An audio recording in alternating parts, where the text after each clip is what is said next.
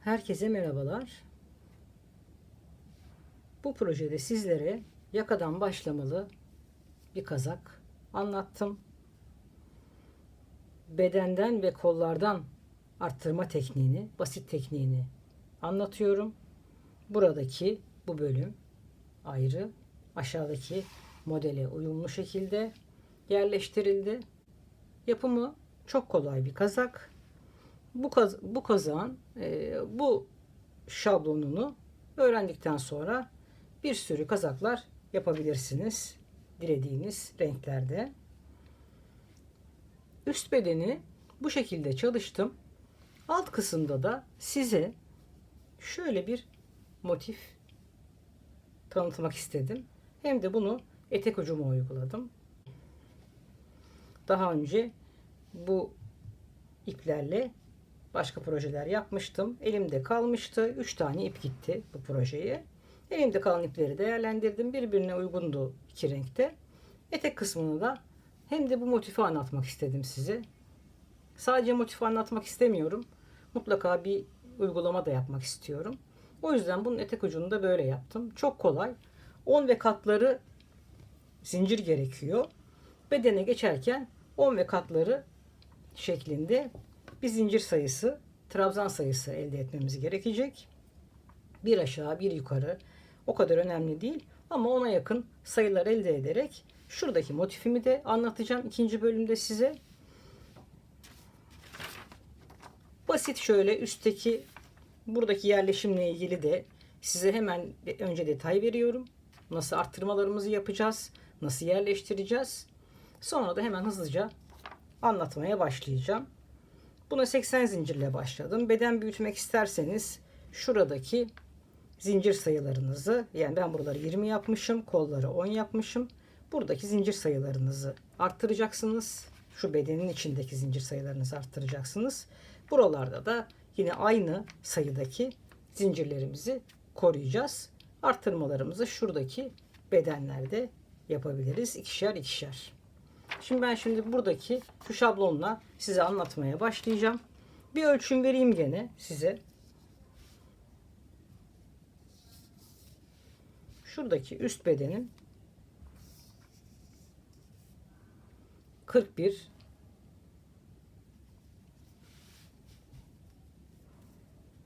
alt tarafta 45 olmuş. Ben boyunu da 48 yapmışım. Tamamen tabi sizin zevkinize kalmış boyu. Eni de aynı şekilde dediğim gibi beden kısımlarından arttırarak, sadece şuradaki kısımlardan arttırarak yapacaksınız. Zaten sormak istediğiniz soru varsa yazarsınız. Ben cevap vermeye çalışırım. Orta kalınlıkta ipler kullandım. 245 metreydi ikisi de. 4 numarayla çalıştım. Sadece şuradaki yaka kısmında 3,5 numaralı tığ kullandım. Başka bir yerde lastik çalışması yapmadım. Şimdi hadi gelin başlayalım.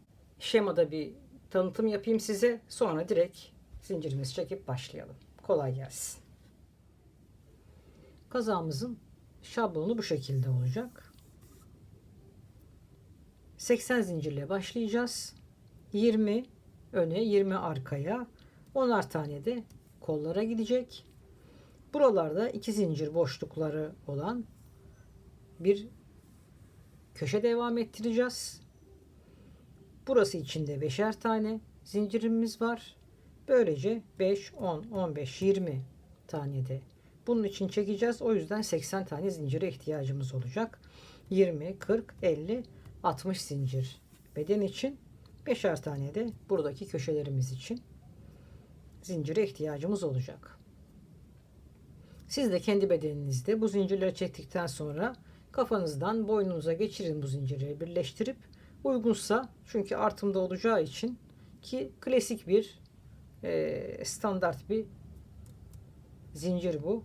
Orta kalınlıkta bir ip ve 4 numara tığ için. Şimdi gelin 80 tane zincirimizi çekelim. 80 tane zincir çekerek başlıyor.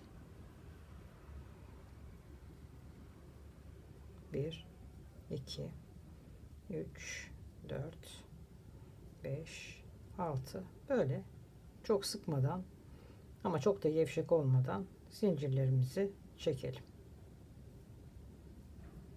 Ben şimdi zincirimi çekip geliyorum. 80 tane zincirimi çektim. Şu şekilde de düzeltiyorum.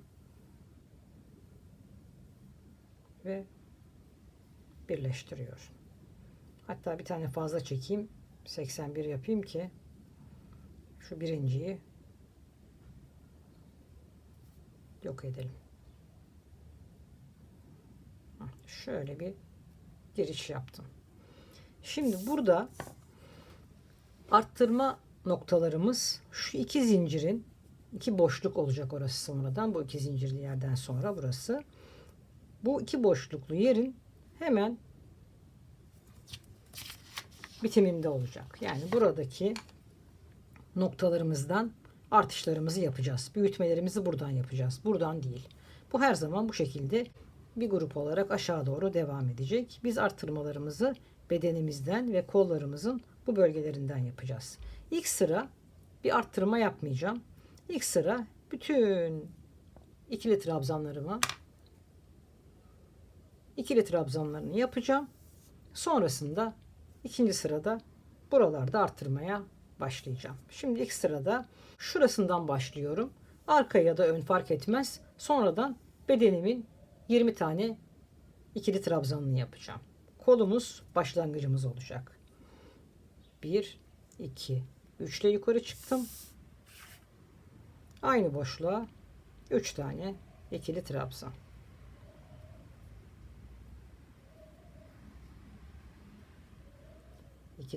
Bir tane ya da iki tane, nasıl isterseniz, ben bir tane zincir çekiyorum aralarda. Bir tane zincir, aynı boşluğa 3 tane daha.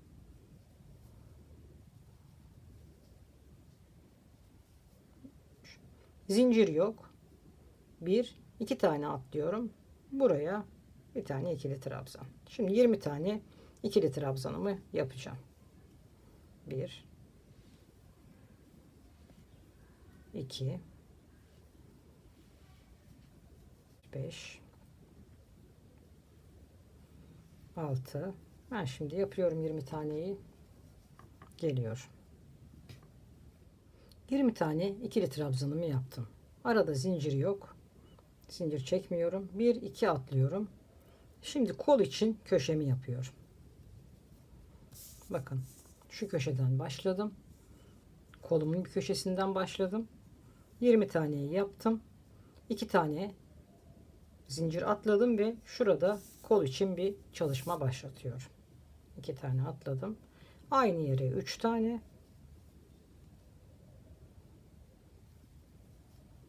Bir ya da iki zincir. Ben bir tane yapıyorum. 3 tane daha aynı boşluğa. Zincir yok. 1, 2 atlıyorum. Şimdi buradaki 10 tane kolum için olan yeri yapacağım. Buraya 10 tane ikili trabzan yapacağım. Böyle geldim. Buradayım şu anda.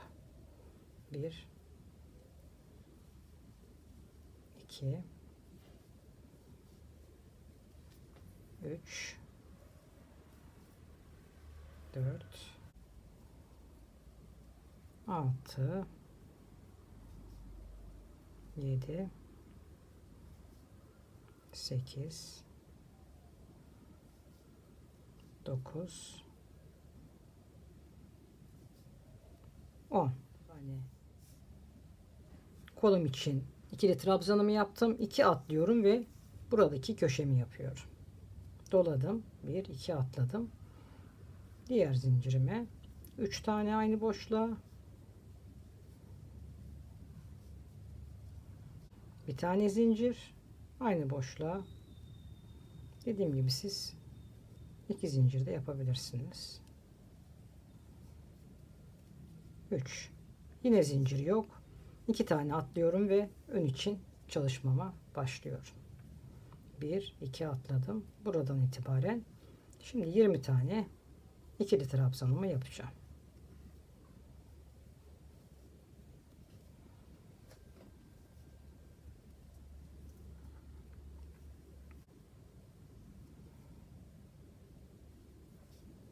...20 tane yaptım. 2 tane zincir atlıyorum ve diğer zincirime köşemi yaparak 1 2 atlıyorum. Burada aynı boşluğa 3 tane. Artık son koluma geldim. Aynı boşluğa 3 tane daha.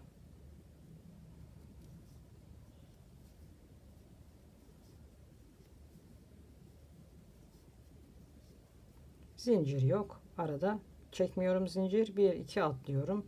Üçüncüden itibaren 10 tane şu karşılığı olan kolumu yapıyorum ve artık arttırma başlayacak. 2 4 6 8 9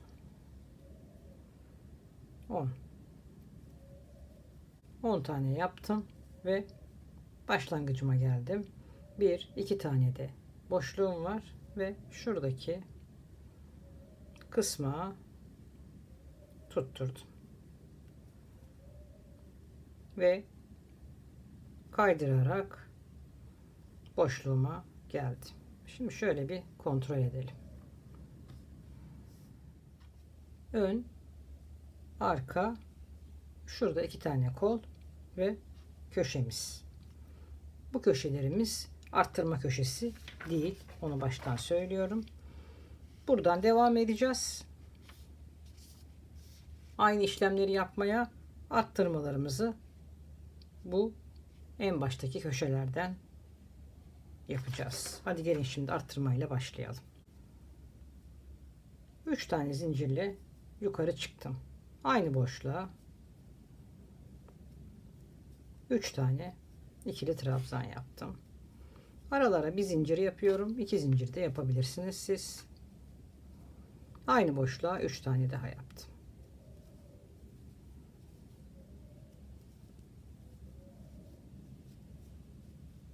Arada zincir yok şimdi atlarken. Bakın şimdi şuradaki üçlü grubu atlıyorum. Yani şuranın şu grubunu atlıyorum ve 2 tane boşluklu yerimiz vardı ya. Oraya geliyorum. Oradaki trabzanın üzerine bir tane trabzan, aynı boşluğa bir tane daha yaparak ilk arttırmamı gerçekleştiriyorum. Ve devam ediyorum.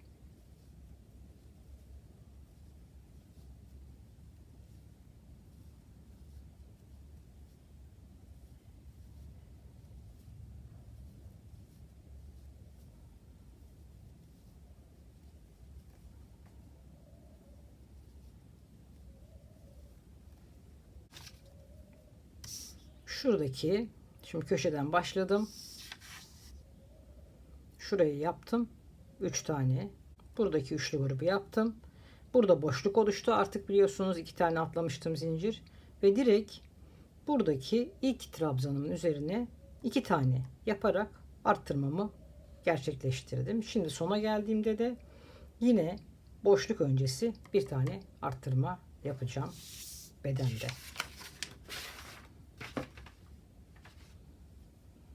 Ben şimdi arttırma noktasına kadar trabzanlarımı her bir trabzanımın üzerine bir tane yaparak devam ettiriyorum. Buraya kadar geldim. Bakın yine tam bu grubumun olduğu yerdeyim. Boşluklu yerim ve boşluk öncesi son trabzanım. Bir tane yaptım. Aynı boşluğa bir tane daha yaparak ön ya da arka beden fark etmez. Burada arttırmama başladım. Zincir yok arada ve direkt şuradaki grubu atlayıp tam boşluğa geliyorum ve içine 3 tane.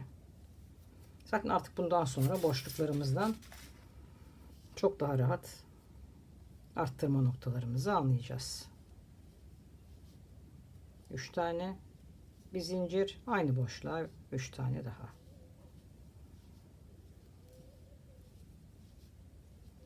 Arada zincir yok. Şuradaki grubu atladım. Kolumun olduğu yerdeyim. 10 taneli yerde. Buraya 2 tane ikili trabzan yaparak arttırmamı kolda da başlattım. devam ediyorum.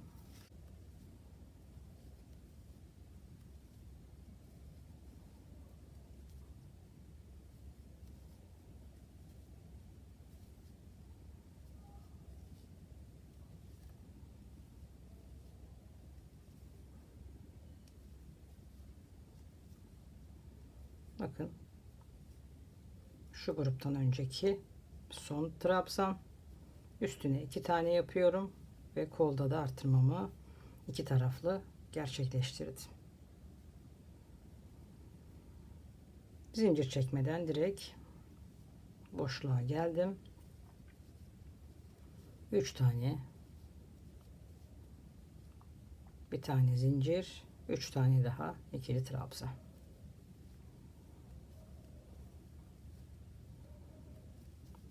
Yine buradaki bu 3 tane trabzanımı atladım ve direkt boşluğun sonrasındaki trabzana 2 tane ikili trabzan yaparak ön taraf içinde, beden içinde arttırmaya başladım. Arttırmalarımız hep buradan olacak. Şimdi bir kere daha göstereceğim size.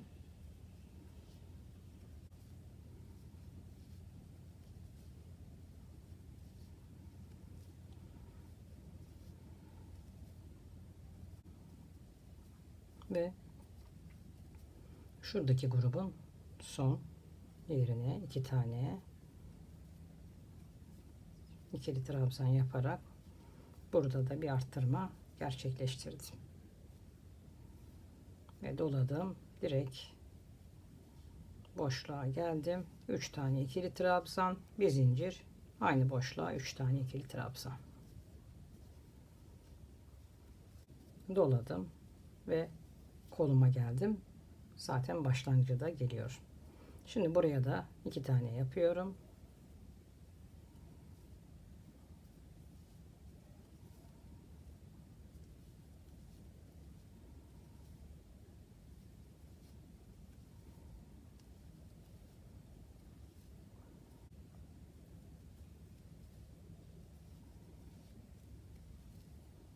Sondakine de 2 tane yaptım.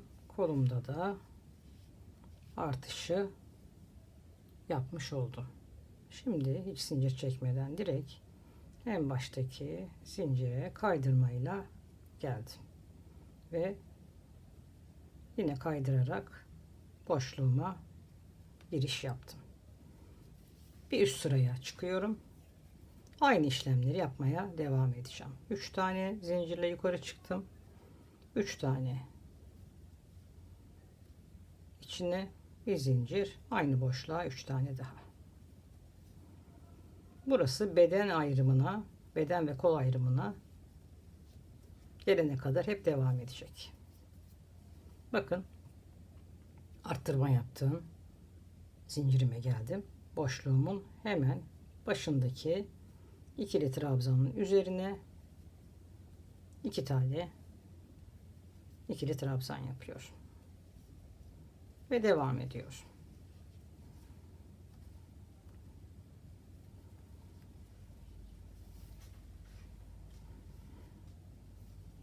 Artık boşluklarım daha net görüldüğü için arttırma yaptığım yerlerde hemen anlaşılıyor.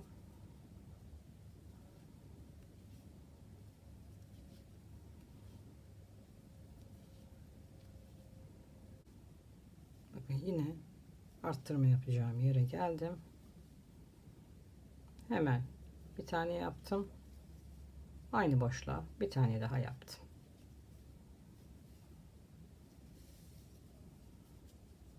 Gördüğünüz gibi başına ve sonuna aynı boşluğa 2 tane yaparak tüm bedende bunu devam ettireceğiz. Doladım ve direkt 3 tane ikili trabzan, bir zincir, aynı boşluğa 3 tane daha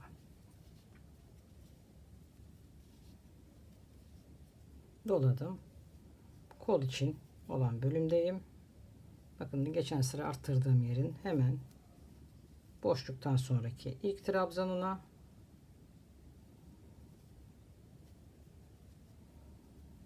iki tane arttırdım ve devam ediyor. 10'la başlamıştık biliyorsunuz kolumuza. Şimdi şu arttırmayı da yapın. Bakın kaç olmuş. Bakın arttırmadan boşluktan önceki son yer. Şöyle bir bakalım.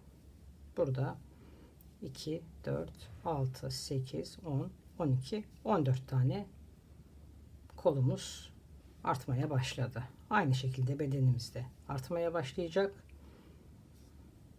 Bunu nasıl anlıyoruz? Yeterli olduğunu kafamıza geçiriyoruz. Kolumuzun altında rahat birleştiği zaman artık beden ayrımı tamamlanmıştır. 15, 18, 20 gibi arttırma yapıldığı zaman S ve M beden için uygun hale gelecek. Ben şimdi büyütüyorum. Geliyorum. Bu uzunluk benim için yeterli. Siz de kendi bedeninize giyeceksiniz. Koltuk altında rahat burası birleşiyorsa buradaki kolunuzun bolluğunu hesap edin. Yani dar bir kol isterseniz, mesela ben çok fazla bol bir kol çalışmayacağım. O yüzden bu benim için yeterli oldu. Şimdi bunu ben birleştireceğim. Önce bakın şuradan şöyle sökeyim. Burada da bir arttırma yapıyorum. Ve burayla baş bağlıyorum. Yine ortasına geliyorum. Şimdi burada yine bir çalışma yapıyorum. Buradaki bu grubu, üçlü grubu yapıyorum. Bütün grupları son kez burada yapacağız. Ve 1, 2, 3 zincirle kolumu bırakıyorum, ayırıyorum bedenden ve direkt tam ortasına yine üçlü o grup çalışmasını yapıyorum.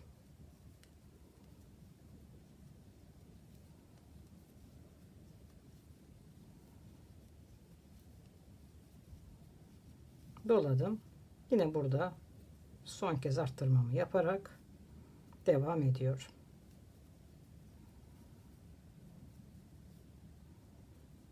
Ben şimdi devam ediyorum. Diğer birleştirmede tekrardan görüşelim.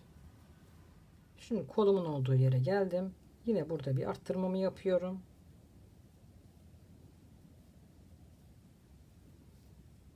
Doladım. Burada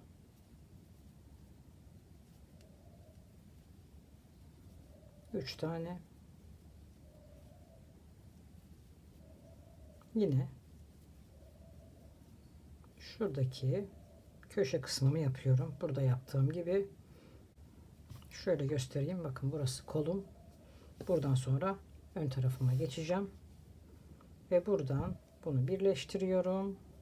3 zincir yaptıktan sonra burada da yine aynı işlemleri yapıyorum. Artık burada bu köşelerde yaptığımız bu çalışmada bitmiş oldu.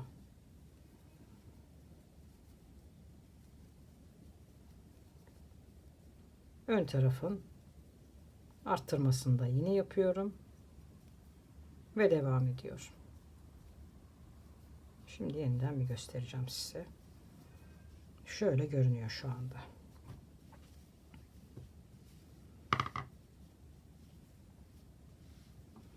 Bakın burada son kez bir şu işlemi yaptım. 3 tane zincirle direkt buradaki bölümü atladım ve buraya geldim. Şimdi devam ediyorum. Burada tekrardan görüşelim. Şimdi başlangıcıma geldim. Son burada da bir arttırmamı yapıyorum. Ve burayla birleştiriyorum. Bir sıra kendi renginde ikili trabzanlar yaparak hem 10 ve katlarını sağlayacağım arada sayarak. Sayın şu anda kaç olduğunuzu. Ondan sonra ben başka renge geçiyorum. Çünkü elimdeki ipleri değerlendirmek de istiyorum. Şimdi 3 ile yukarı çıktım. Bütün trabzanlarımın üzerine şu ortaya da bir tane yapıyorum. Bakın buradakilerini de yapıyorum artık. Bunu atlamıştım biliyorsunuz daha öncekilerde. Artık hepsinin üstüne şu aradaki 3 tane zincirime de yapıyorum. İkili trabzanımı ve bütün bedende bir sıra bu ikili trabzanları gideceğim. Dilerseniz yine aynı iple, sizin de elinizdeki ipleri değerlendirmek istiyorsanız uygun bir iple yeni modelimize, motifimizi yapmaya başlayacağız. Bakın şuna da bir tane. Hepsini, bütün gözlerine yapıyorum ikili trabzanlarımı.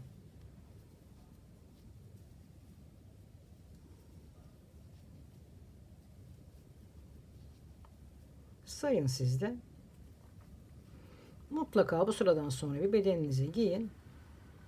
Kontrolünüzü yapın. Şöyle de göstereyim size.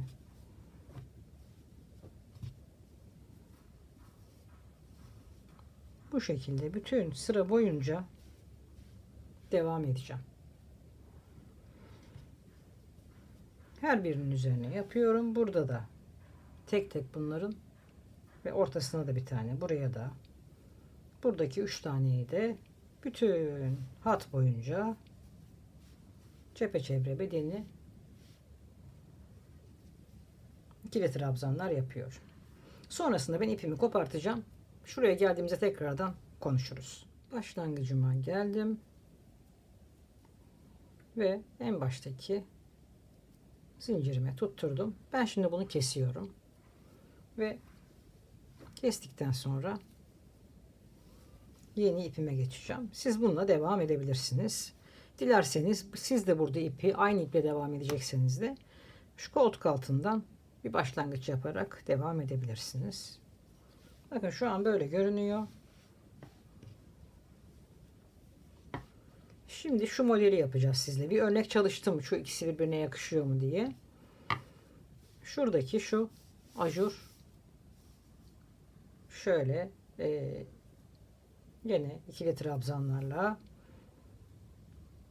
başlangıçtan küçülüyor, küçükten büyüyor şeklinde ama çok hoş duran bir motif. Şöyle bir motif olacak. Hadi gelin şimdi o motifi size anlatayım. Başlıyorum ben. Koltuk altından bir giriş yaptım.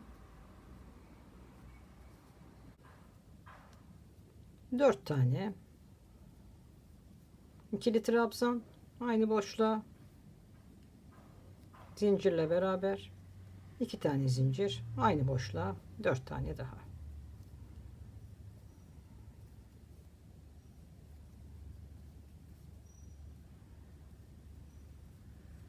Bir, iki, doladım. 2 tane zincir çektim. 1, 2, 3, 4, 5.'ye bir tane ikili trabzan.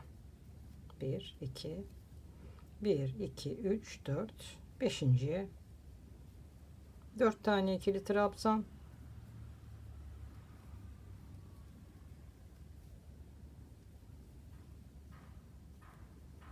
İki zincir aynı boşluğa 4 tane daha. Sıra sonuna kadar bu şekilde devam edecek.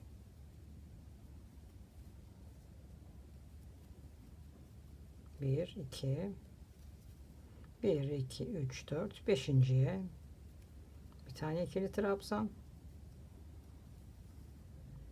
1, 2, 3, 4, 5.'ye 4 tane ikili trabzan aynı boşluğa, 2 zincir, 4 tane ikili trabzan aynı boşluğa. Tüm sıra bu şekilde olacak.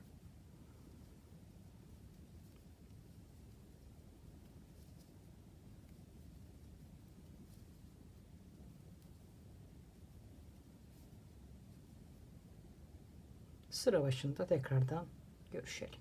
Sıranın başına geliyorum. 2 tane zincirimi çektim. 1, 2, 3, 4, 5. Hemen şuradakine bir tane ikili trabzan ve sıranın başında da 1 2 3 4 5 denk düşürdüm ben. Düşürmeseydim de önemli değildi. Bir iki tane zincirle şu en baştakine tutturuyor. Burada şu ortaya geleceğim şimdi. Şöyle kaydırarak ortaya bir giriş yapıyorum. Burada mantığımız büyük olan grubu küçültmek, küçük olan grubu büyütmek. Burada 4 olan 1 2 3 3'e düşürüyorum. 4'tü burası. 2 tane zincir aynı boşluğa, 3 tane daha. Aralarda 2 zincir olacak hep. 2 tane zincir.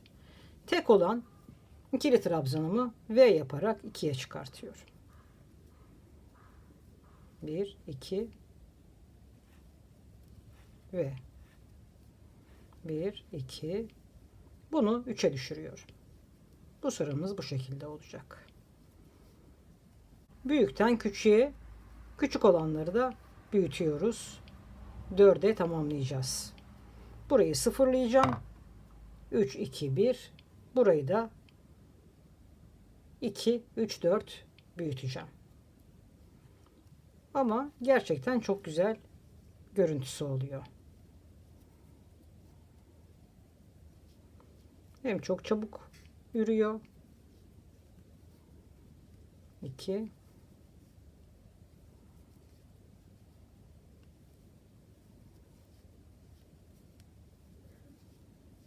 3'e düşürdüm. Aynı boşluğa 3 tane daha. Bu sıramızı da bu şekilde tamamlayalım.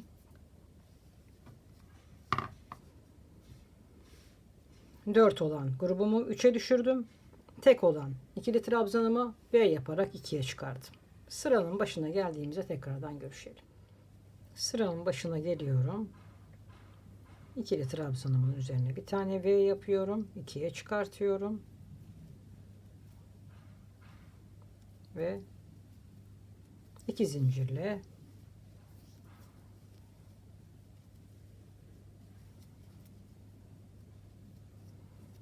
başlangıcıma tutturuyorum.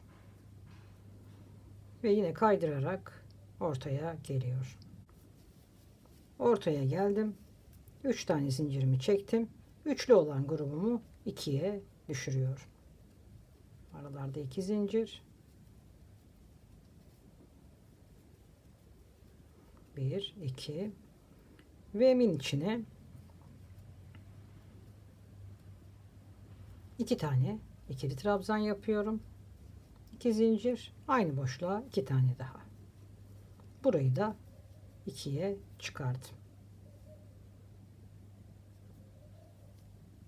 1 2 zincir. Üçlü olan grubumu da 2'ye düşürdüm.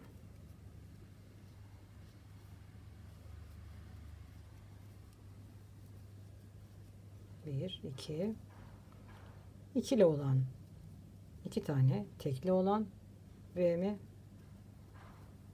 içine 2 tane ikili trabzan, 2 zincir, aynı boşluğa 2 tane ikili trabzan.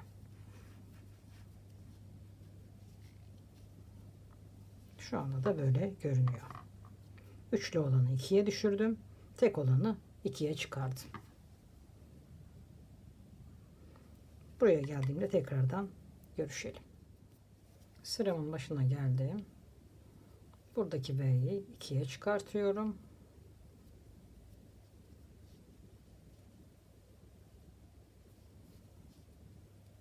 Aralarında 2 zincir. 2 tane zincir çektim ve başlangıcıma tutturdum. Ortaya kaydırdım. Şimdi buradaki 2 olan grubumu teke düşürüyorum. 1 2 3 zincirle aradaki zincir, bir tane V yaptım. İlk başlangıcım böyle. 2 tane zincir, 2 olan grubu 3'e çıkartıyorum. 1 2 3 aralarında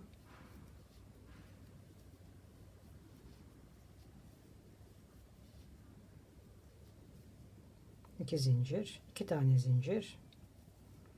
Bunun içine bir tane V yapıyorum. 2 zincir.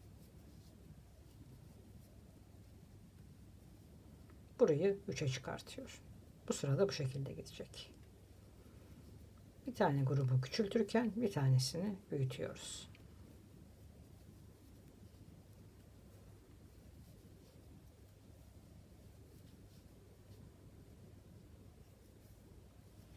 Şimdi de böyle görünüyor.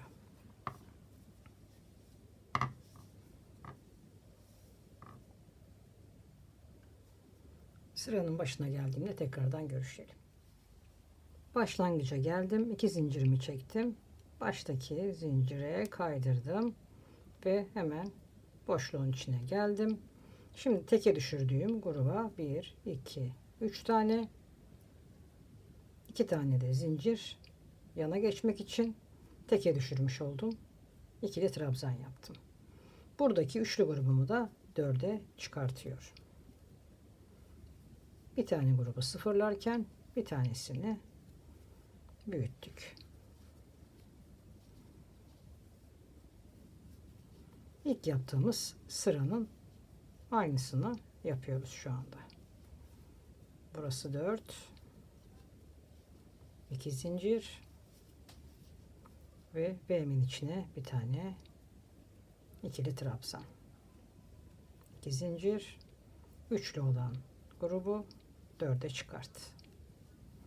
Artık bundan sonra devamı kendini tekrar ediyor. 3, 4. Şöyle bir gösteriyorum. 2 zincirimi çektim. Bakın artık bu başlangıcım. Burada teke düşürdüm. Üçlüyü 4'e çıkardım. V'mi bir tane ikili trabzan yaparak teke düşüreceğim. Bundan sonra yine artık başta yaptığımın tekrarı olacak. Tekli olanları büyüteceğim. Dörtlü olanları küçülteceğim. Yeniden başa gelip bir tane daha göstereceğim size. Başlangıç. Sonra artık hep kendini tekrar ederek istediğiniz yere gelene kadar bluzumuzu büyüteceğiz. Başa gelelim. Görüşelim. Başlangıcıma geldim. 2 tane zincirimi çektim. Hemen başlangıca şöyle kaydırarak bağladım. 1, 2, 3, 4, 5 tane zincir çektim. Aynı boşluğa artık bakın bu tek olanı büyütüyorum. Bir tane V yaptım. Araya da 2 tane zincir oldu. 1, 2. Artık bu dörtlü olan grubumu 3'e düşüreceğim. Bu şekilde ne kadar büyümesini istiyorsanız bluzunuzu o kadar büyüteceksiniz. Grubu 4'e çıkardım. Tek olan bacağıma da V yaparak büyütmeye başlıyorum.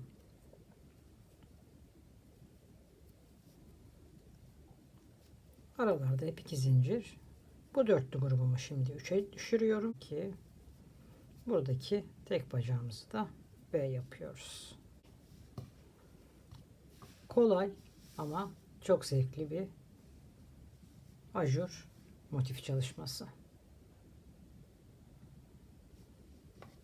Ben bunu bitiriyorum şimdi. Kol kısmında tekrardan görüşelim. Etek kısmını büyütmeye devam ediyorum ben. Bu tamamen sizin zevkinizde. Ne kadar isterseniz uzatabilirsiniz. Ben yine çok uzun yapmayacağım. Üst bedenden daha şu alt kısmınızın biraz daha şuralarını genişletmek isterseniz aralardaki zinciri sonlara doğru 3'e çıkartabilirsiniz. Yine en sondaki 4 yaptığımızı da 5 yapabilirsiniz. Şuradaki grubun 4 ile bitiriyorduk biliyorsunuz. 5 yapabilirsiniz ve aradaki zinciri de 3'e çıkartarak biraz daha genişleme sağlayabilirsiniz. Ben şimdi biraz daha uzatıyorum. Bunu bitiriyorum. Sonra bir kol başlangıcı yapalım. Beden benim için yeterli uzunluğa geldi. Bu şekilde bırakıyorum. Kol başlangıcı göstereyim size. Kolu daha dar olmasını istiyorsanız kolunuzun şuradan başlayıp bitişi burada yaparak şuraya dikiş yapabilirsiniz. Onu üzerinizde deneyin. Yani bedeninize giyin, kolunuzu şuradan tutturun. Yoksa şurayı minik bir dikişle kapatarak halledebilirsiniz. Ya da direkt bunun çepeçevre gidebilirsiniz. Kolunuz geniş olmasını istiyorsanız. Ben şuraya minik bir dikiş yapacağım ve bitişi buradan yapacağım. Gelin başlayayım, şimdi bir örnek göstereyim. Kolda böyle bir çalışma yapmayacağım. Düz bir kol yapacağım. Başlıyorum. Bakın. Şuradan giriş yaptım.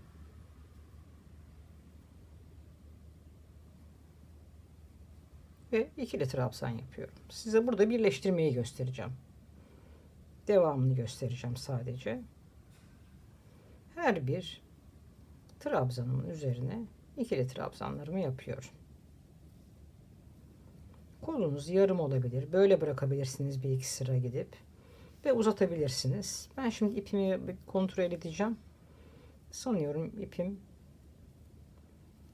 yetecek. Uzun kol yapmayı düşünüyorum o yüzden. Bu şekilde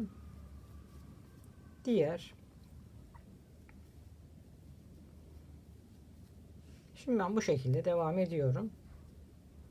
Birleştirme kısmında görüşelim. Bakın.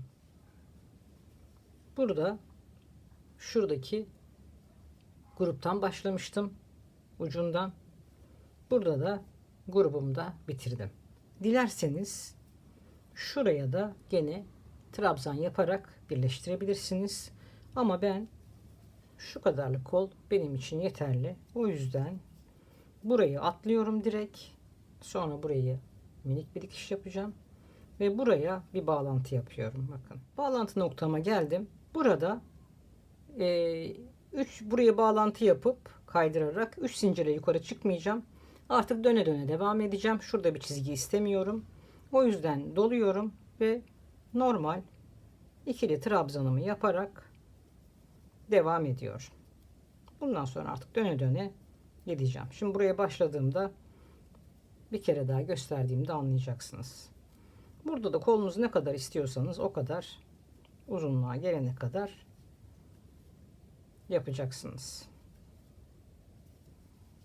Orada bir hat olmamış olacak böylece. Koltuk altında kalıyor ama yine de gerek yok. Ben şimdi oraya geleyim. Tekrar bir göstereyim size. Geçişin nasıl olduğunu. İsterseniz buraya bir işaretleyici koyarsınız ama zaten başlangıcımız şuradaki boşluğun olduğu yer. Koltuk altımın olduğu yere geldim bakın. Başlangıç birleştirme yaptığım yere. Hiç artık yeniden bağlantı yapmadan devam ediyor. Bakın görüyorsunuz artık yuvarlak dümdüz devam ediyoruz. Diyelim geldiniz sona ve kapatmak istiyorsunuz. O zaman da hiç dolamadan direkt yanındaki yerden girip kaydırarak kapatıyorsunuz. Yine burada. Şimdi ben size gelin kolumu bitireceğim. Bir yaka çalışması göstereyim. Lastik çalışması gene tığ işiyle. Şöyle 2 parmak kadar ya da 1 parmak kadar bir lastik yapalım. Sonra finalde tekrardan görüşeceğiz. Yakamız için bir lastik çalışması yapacağız. 4 numara tığ kullanmıştım biliyorsunuz bedende. Yaka için 3,5'a düşürdüm.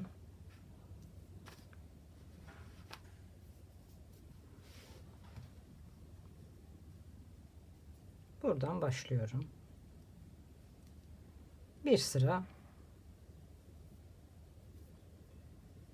tekli trabzan yapacağım.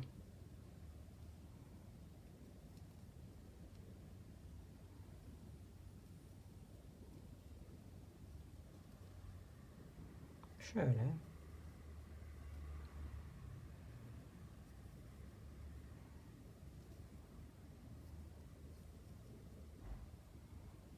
Bakın. Şöyle içlerine, boşluklarına giriş yaparak bütün yaka boyunca tekli trabzan yapıyorum.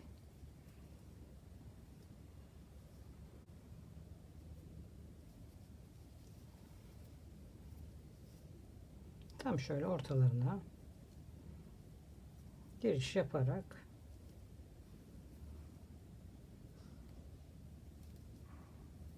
şurada şöyle bir boşluk oluşmuş. Tam onun da ortasından giriş yaptım.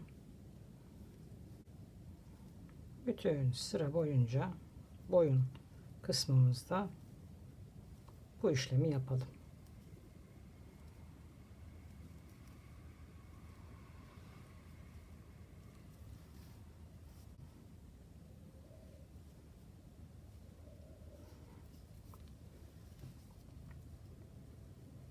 Yapıyorum. Bakın şurada şöyle bir boşluğumuz var ya, orada şu ortasından giriş yaparak alıyorum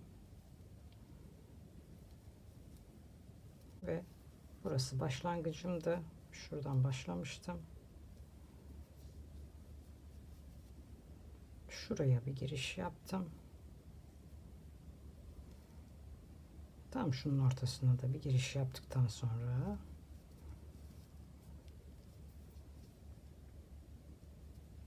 doladım buraya,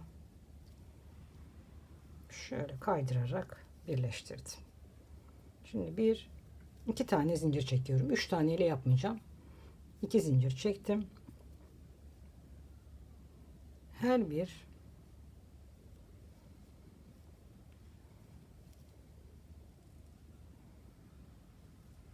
tekli trabzanımın bir altından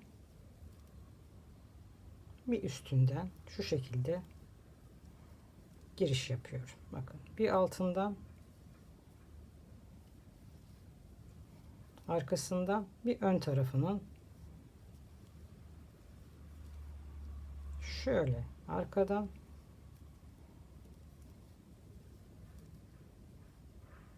ve önde.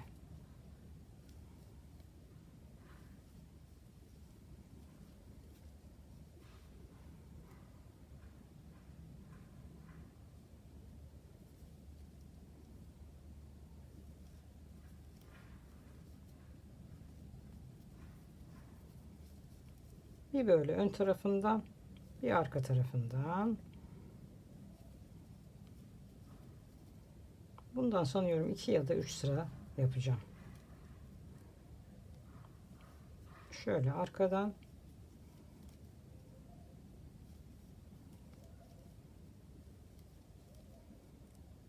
başa geleyim tekrardan. Yeniden bir kere daha göstereceğim size. Başlangıcıma geldim. Üstten çalıştım. Şimdi bunu da arkadan çalıştım ve artık gene aynı şekilde hiç başlangıç belirtmeden devam ediyorum. Üstte gördüğümü üstten çalışıyorum. Arkada gördüğümü arkadan çalışıyorum.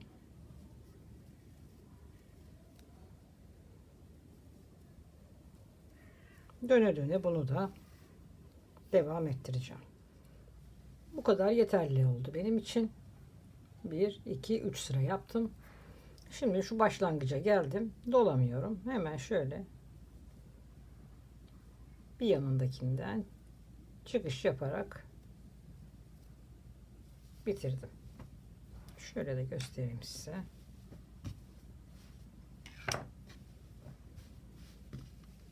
Görüntüsü şöyle oldu. Kollarımı bitirip geliyorum. Kolları da bitirdim.